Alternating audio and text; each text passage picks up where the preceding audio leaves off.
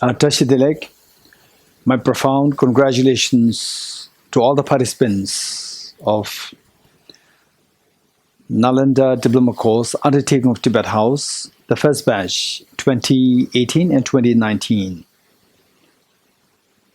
It is the sheer blessing of His Holiness the Dalai Lama that Tibet House we are able to render this course to the people of the world.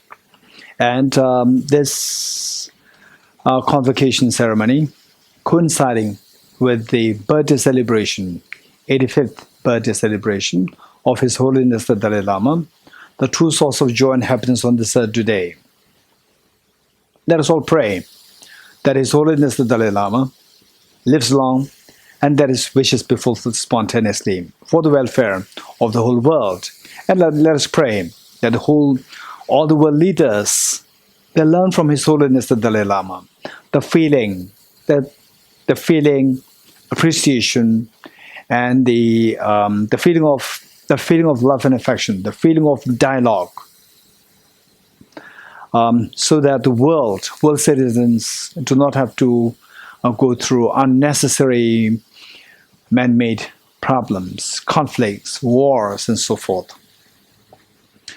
This program, Nalanda Diploma Course, from what we have learned, in fact, we've been getting feedback from the people that many of them, for the first time, they were learning this very profound philosophy of the Buddha in a very systematic way, and that they get a complete picture of the Buddha's teachings. So this is what inspires all the Tibetan staff like Mr. Dipesh Thakur, Mrs. Rima Goenga ji, and all the staff, Tibetan secretary, and all the staff who have been working so hard in this endeavor. Now, I'm glad that many of you are going to be bestowed diploma and others a certificate. And of course, all of us have learned something of the Buddha's teaching of compassion and the Buddha's teaching of interdependent relation. The concept of illusion-like nature, where the infallibility of cause and effect is operating. This is what I've learned. So from this, I'd like to summarize a few things and share with you. One is, as you always have been hearing from these classes over the last 1 year, be kind to yourself and be wisely kind to yourself.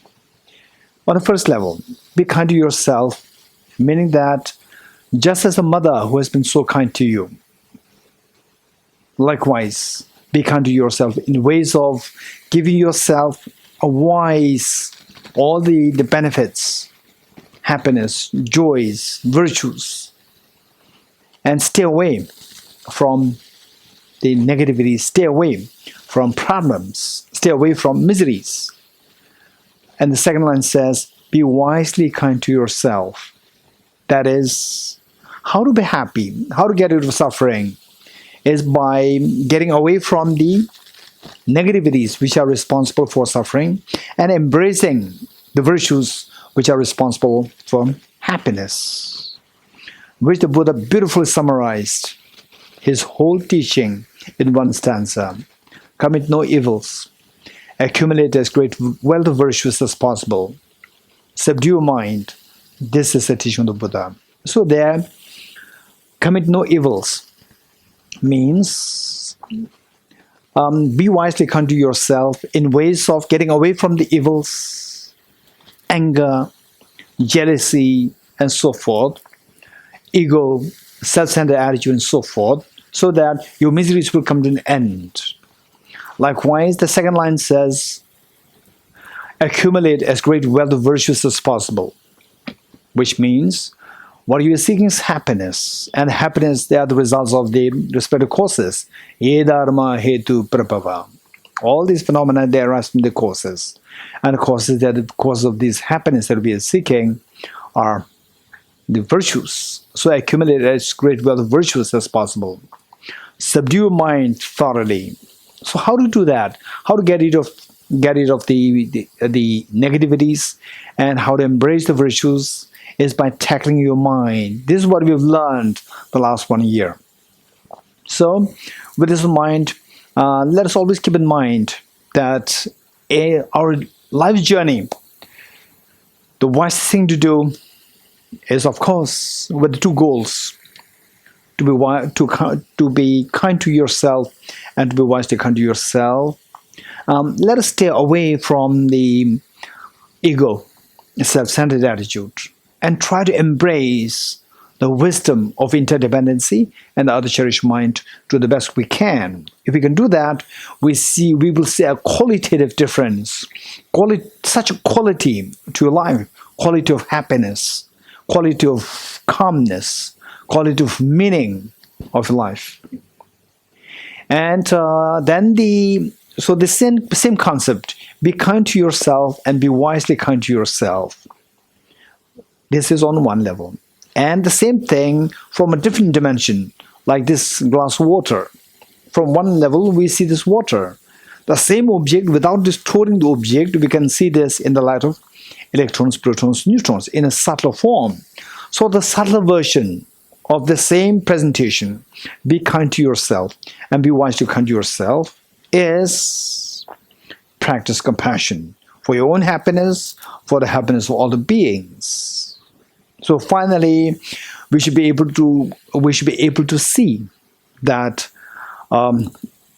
your aspiration, the greatest of your aspiration for yourself, and the greatest of the aspiration for others, these two are synonymous. That wanting to be of greatest benefit to yourself and wanting to be greatest benefit for others, which is compassion, these two are synonymous. If you're able to see that, you are an incredibly evolved practitioner. So let us make it a point that that is our target. That is the goal of our maturation, goal that we aspire to mature into. So the first, be kind to yourself, be wisely kind to yourself. Everybody will understand it. Even somebody who is being so naive, somebody who is so selfish, even that person will be happy to accept it. But then the same presentation can be understood in a much subtler, nuanced the way of thinking by only the mature people. So that is to see that seeking your ultimate happiness and seeking the ultimate happiness for others, these two are synonymous. This is extremely precious and extremely beautiful way of thinking psychology. So this is where let us all, particularly having had the opportunity for all of us to have studied the Nalanda Diploma course, the Buddha's teachings in a very systematic way for 1 year, a little over 1 year, let us try to move from the first, the two statements, be kind to yourself and be wisely kind to yourself, to the next statement that the seeking ultimate happiness for yourself, seeking ultimate happiness for others, these two are synonymous.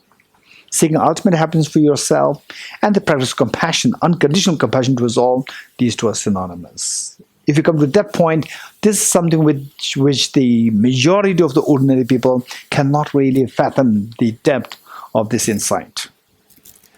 So this is one thing that this is the one way of summarizing what I like, summarizing the points which we studied the last 1 year. And now another way of putting that is that in practical terms in a life, what I would suggest is that number one, be like a bee, which means that when we go into community, when you are in family, when you are at the workplace, wherever you are, be like a bee, which means that the bee will land on the flower and the bee will make sure that the bee does not disturb the flower. No, the bee will allow the flower to disturb the bee. The moment the flower moves, the bee will fly away. So the point is that save yourself, meanwhile don't disturb others. This is one step. The next is that irrespective of the others, maintain a self-discipline. This is so important. Self-discipline meaning, for example, let's say that to be kind towards others, or whether somebody is watching me or not, it doesn't matter. So finally, for my own benefit, where you're seeking maximum happiness for oneself and practicing unconditional love towards all beings, these two are synonymous. So there, it must happen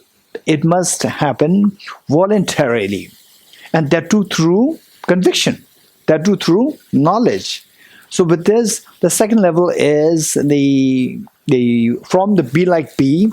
Next is the self-discipline. No matter what external factors, no matter what people are watching you or not, it doesn't matter. So we, in terms of practice of compassion, in terms of practice of six perfections, whatever, okay, finally it is my own maturation.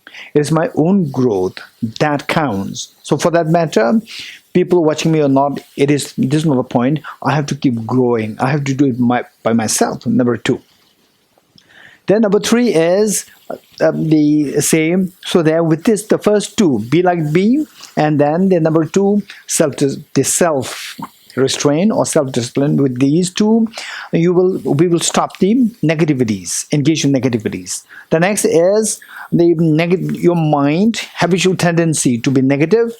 It's withdrawn. Once withdrawn, don't stay there. Don't remain complacent. Don't be complacent. Move to the next step. That is, reach out to others. So first you interact with others with aggression. So that is under control. Now don't be complacent there. Don't be complacent. Now reach out to others with tenderness, with compassion. Be kind towards others. That is the number three phase. Then number four, not only reach out to others, but reach out to others on a large scale, in a profound, large broadness and the depth, the profundity. So this is the fourth step. So first one is be like a bee. Number two is self-restraint. Number three is start practice compassion. Number four is practice compassion on a large scale, in a profoundly deep sense, nuanced sense. Okay, this is another summary of one's the life. This is what I'd like to share with you. Then number three that I like to share with you is that in the form of how you lead your life plus the factors to make sure that we continually grow. So for that matter, what is important is that there must be some kind of, let's say, recharging facility provision. Recharging yourself, the provision for recharging yourself in terms of the growth. So for that matter, what we need is that, of course, some people have all these sadhanas, commitments, and so forth. Okay, that is a different story. What I would say is that always try your best to keep a practice, they say the self-recharging, so that in the form of the formal practice. But the formal practice, keep it very short. Don't make it big. Keep it short, like half an hour. And then if you have sadhanas and commitments and so forth, that is a different story. So that you have whatever you have committed from your teachers, and that you have to do. So that I cannot really intrude in that part. But what I would say is that they keep it short. Keep it short, like half an hour to like 1 hour. And then later on you can expand on this. Keep it short. What should that be constituted of? Number one is, I would say, something to do with renunciation. Number two, with the bodhicitta. Number three, with the wisdom of emptiness. And then number four, with the single-pointed meditation. The four things must be there. So for that matter, single-pointed meditation, any form of single-pointed meditation, like breathing meditation and so forth, like half the 5 minutes, 10 minutes, 15 minutes, whatever. And then for the renunciation, they say the Ye Dharma plus the four seals, and bodhicitta the two methods which I've learned. You can do both or alternate between the two methods. And then the emptiness meditation, the longer version and the shorter version, you already have that. You can include that. And then the wisdom of emptiness and the bodhicitta, we in our bodhicitta retreats. So I'm sure many of you attended bodhicitta retreats. We have been doing the Vajra and the Vajra and the moon practice. That would be wonderful if you can include that part. And then finally, what is required is that always as a mirror, we need some mirror to see where I am. The mirror to see where I am. For that, I personally feel the Ye Dharma mantra extremely useful to say, okay, Ye Dharma Hetu Prabhava. All these phenomena derive from the causes. And the causes are identified by the Buddha. And how to bring an end to the causes is also taught by the great seer. So this I use as a mirror. We can use that as a mirror. Every day we recite this. Okay, so finally there's nobody to be blamed. I cannot blame anybody. It is only, so if I want happiness, I should take care of my own happiness. If I don't want suffering, I should take care of myself to make sure that I stay away from suffering. By this stanza should be a mirror for us that I have to do something. I have to take the steps. What steps to take? This next.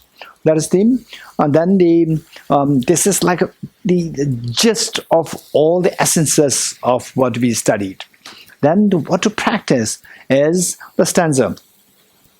I go for refuge in the triple gem. I confess the negativities individually. I rejoice in the virtues of all the beings. I hold the precious Buddhahood in my heart. This stanza, what I should be doing is I should practice the bodhicitta. So I go for refuge in the triple gem. Refuge is there. Then I confess the negativities, cleansing your mind. And I rejoice in the virtues of all the beings, rejuvenating your mind, energizing your mind with the merits. And with these two factors required for a smooth journey, then the bodhicitta. I hold the precious Buddhahood in my heart. This is the main trunk of your practice. And then the next one is that, okay, with this, I should not remain complacent. I should keep improving. For that matter, Heart Sutra mantra, Gade Gade Para Gade Para Samgade Bodhisattva. As we recite this, that I should keep improving. I should keep improving. I started the formal studies in the Buddhist philosophy in 2018 and 2019, and now it is already 5 years gone. Now it is already 10 years gone. Have I really improved or not? Gade Gade. So this should be like to tell me whether or not I'm improving. Where I am is shown by the mirror of dependent origination mantra, Ye Dharma. And then what I should be doing was shown by the bodhicitta stanza. And then whether or not I'm improving, whether or not I'm improving is that Gade Gade happens actually by the wisdom of emptiness. Wisdom of emptiness. So we see that these three things, Ye Dharma, then the bodhicitta stanza, and the wisdom of emptiness, to see how much I'm improving. So that's so on a daily basis to see whether I'm improving. As we recite this mantra, it's not to expect some certain blessings without the effort. This is not what is to be expected. That the real transformation, whether or not there's a transformation taking place in your mind. Somebody who was so short-tempered like 5 years ago, that a person's more toned down, mellowed, kind, calm. If that is happening, this is a marvelous success of your being a part of a Nalanda diploma course. And then where, like 5 years ago, your mother or your father feeling a little uncomfortable to see you close by because of your being short-tempered, being the creating nuisance to your parents unnecessarily. Now the parents, they just crave to be around you.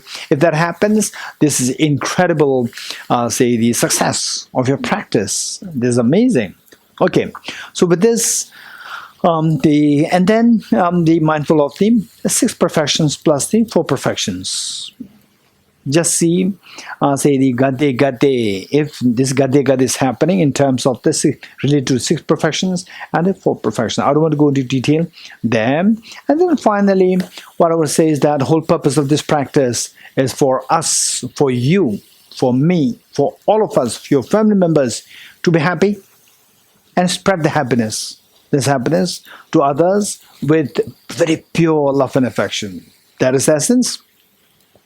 So with this, I pray, I invoke the blessings of all the Buddhas and Bodhisattvas, His Holiness the Dalai Lama, that you, your family members, are able to feel the benefit of the teaching of the Buddha and the wisdom of emptiness grounded on the incredible feeling of love and affection towards all human sentient beings. With this, be happy and spread the happiness towards your family, towards all other dear sentient beings, with as pure a heart of the Bodhicitta as possible. This is my prayer.